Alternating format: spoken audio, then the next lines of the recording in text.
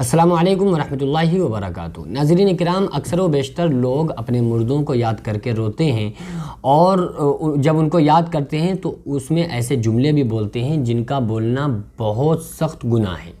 اور ویسے بھی دیکھیے، جو 3 دن سے زیادہ رونے کی بین کر کے رونے کی تو اسلام اجازت ہی نہیں دیتا ہے، لیکن 3 دن سے زیادہ ایک سوگ قسم کا منانا یہ اسلام میں جائز نہیں ہے، جبکہ عورت کے لیے ہے کہ وہ اپنے شوہر کے انتقال پر 4 مہینے 10 دن عدت کرے گی اور سوگ منانے کی اجازت ہے۔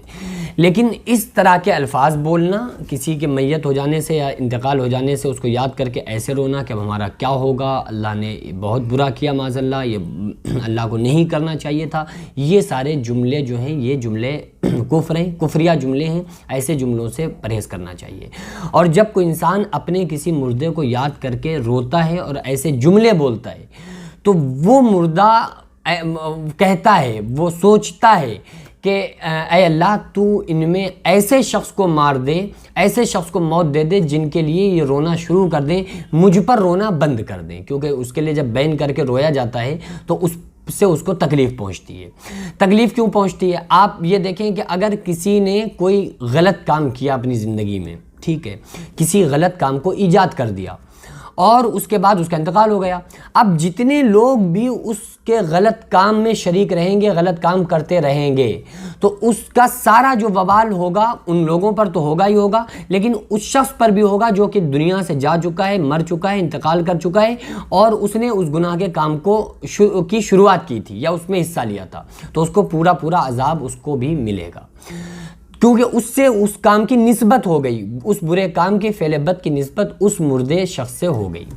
تو اس لیے مردوں کو یاد جب بھی آئے تو ان کے لیے ایصال ثواب کریں۔ ایصال ثواب کرنا ہی ہماری ان سے محبت ہے۔ لوگ صرف روتے ہیں، دیکھیے رونا تو محبت سے ہوتا ہے، رونے میں کوئی پرابلم نہیں ہے، انسان کو یاد آئی تو رو لیا، ٹھیک ہے، لیکن بین کر کے رونے کی اسلام اجازت نہیں دیتا ہے۔ کوئی انسان نوحہ کرے، روئے، چوڑیاں عورتیں پھوڑیں، تو ان چیزوں سے اسلام منع کرتا ہے۔ کیوں؟ آقا علیہ السلام نے دعا سکھلائی ہمیں، کون سی دعا؟ کہ آقا علیہ السلام کے 4 بیٹیاں تھیں، 3 بیٹے تھے، تینوں بیٹے بچپن میں وصال پا گئے۔ چھوٹے بیٹے کا جب وصال ہوا تو حضرت ام سلمہ اپنے بیٹے کو لے کر، آقا علیہ السلام کے بیٹے کو لے کر آقا علیہ السلام کی بارگاہ میں آتی ہیں اور آ کر عرض کرتی ہیں کہ اے میرے سرکار یا رسول اللہ صلی اللہ علیہ وسلم، دیکھیے اس بچے کو، یہ بیٹا بھی اب ہمیں چھوڑ کر جانے والا ہے۔ آقا علیہ السلام نے جیسے ہی اس بچے کو ہاتھ میں لیا، اپنے بیٹے کو، تو بیٹے کی روح فوراً ہی پرواز ہو گئی۔ تو آقا علیہ السلام نے ایسے وقت میں بھی ہمیں دین سکھایا ہے۔ آقا علیہ السلام نے کیا فرمایا؟ آقا علیہ السلام نے فرمایا انا للہ و انا الیہ راجعون۔ کیا مطلب ہے؟ یہ کسی کے انتقال پر پڑھا بھی جاتا ہے۔ کیا مطلب ہے؟ کہ یہ امانت اللہ کی امانت تھی اور ہم سب کو اللہ کی طرف لوٹ کر جانا ہے۔ تو یہ کلیئر ہو گیا ہے کہ یہ جو امانت تھی اللہ کی امانت تھی، ہم سب کو اللہ کی طرف لوٹ کر جانا ہے۔ اللہ نے دیا ہی، ہم سب کس کی امانت ہے؟ اللہ کی امانت ہے۔ اللہ نے ہمیں پیدا کیا، اب پیدا کرنے والے کا حق ہے کہ وہ جتنی دن کی زندگی اس نے دے کر بھیجا ہے اس نے بھیج دیا۔ اچھے برے عمل جیسے کرو گے اللہ نے فرمایا ویسا ہمارے پاس اس کی جزا سزا پاؤ گے۔ اللہ نے کیا فرمایا؟ الذی خلق الموت والحیات لیبلوکم ایکم احسن عملا۔ اللہ تعالیٰ فرماتا ہے کہ ہم نے موت اور زندگی کو جو پیدا کیا ہے، کہ لوگ پیدا ہو رہے ہیں بچے اور لوگ انتقال کر رہے ہیں، تو یہ موت زندگی کے جو نظام کو اللہ فرما رہا ہے جو میں نے پیدا کیا ہے، اس لیے پیدا کیا ہے کہ لیبلوکم ایکم احسن عملا، ہم دیکھیں گے تم میں اچھے عمل کون کرتا ہے۔ اللہ نے نہیں کہا کہ دیکھیں گے تم میں زیادہ عمل کون کرتا ہے، اللہ نے فرمایا ہم یہ دیکھیں گے کہ تم میں اچھے عمل کون کرتا ہے۔